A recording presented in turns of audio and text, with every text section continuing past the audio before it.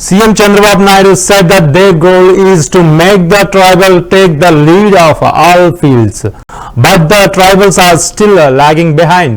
Chandrababu prepared in the World Adivasi Day organized at the Timmapalli Kalakshetra in Vijayawada. Alluri Sitaram Raju suggested to take Ekalavya as an example. Chandrababu Naidu praised Alluri Sitaram Raju, who fought for the end of the British rule and sacrificed his life. Draupadi Murmu was able to become the president while working as a teacher in the school. He said that we are the second most tribal country in the world after Africa.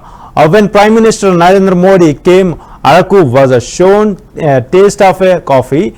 CM Chandrababu assured that all measures will be taken by the development of the tribal living in remote areas.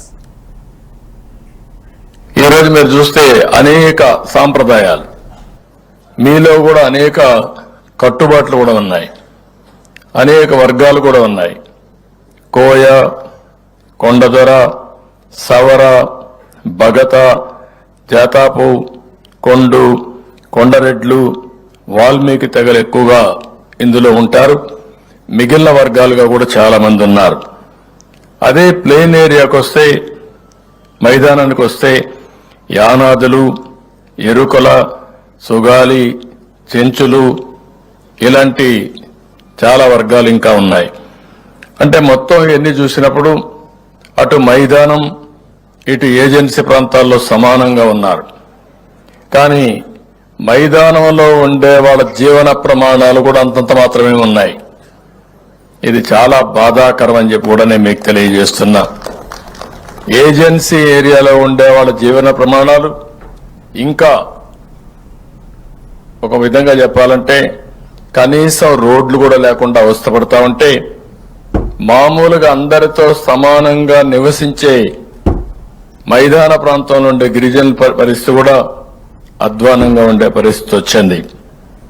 ఇవన్నీ చూసిన తర్వాత నేను మీరు ఒక్క విషయం గుర్తుపెట్టుకోవాలి.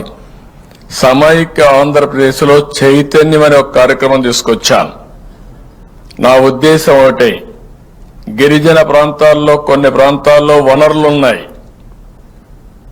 మైదాన ప్రాంతంలో ఉండే గిరిజనులు వనరులు కూడా లేవు. కానీ అందరూ పైకి వస్తున్నారు, వీళ్ళు పైకి రాలేకపోతున్నారు. అందుకే ఈరోజు మీరు చూస్తే అనేక సాంప్రదాయాలు మీలో కూడా అనేక కట్టుబాట్లు కూడా ఉన్నాయి, అనేక వర్గాలు కూడా ఉన్నాయి.